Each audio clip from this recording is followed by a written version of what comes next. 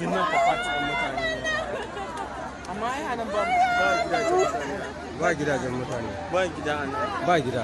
Yasa ni kwata-kwata bana hawa ma wani sayan guri a nan yanki. Ba da wani amfani sayan guri a nan. Amma ina ga karamin jirgi ne ko? Karamin jirgi ne ba mutane da yawa ciki ko? Amma shi ne da shi kasan ya bugu ta nan Finland da waye. Ni ina ciki na ji wani ƙara ya yi yawa.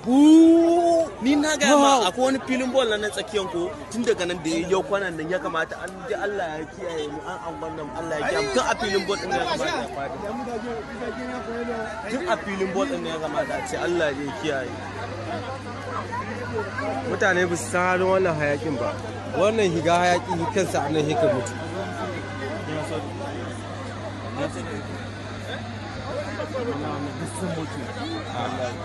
Ba wanda zai iya cewa don so da kan mu zo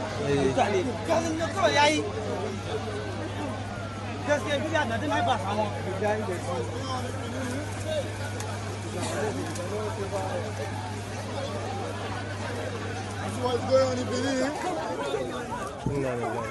Fred just crashed here now a few minutes ago. As you can see it. Yes. Private jet. Can see people don't born now, don't born. Ah! Voila.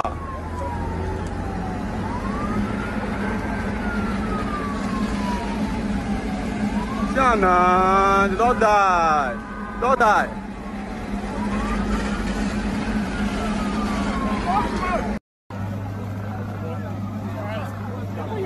Kai, Jesus Christ. This is bloody. This is dead bodies.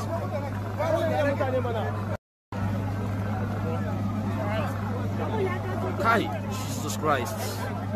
This is Kai, Jesus Christ. This is bloody. This is dead bodies.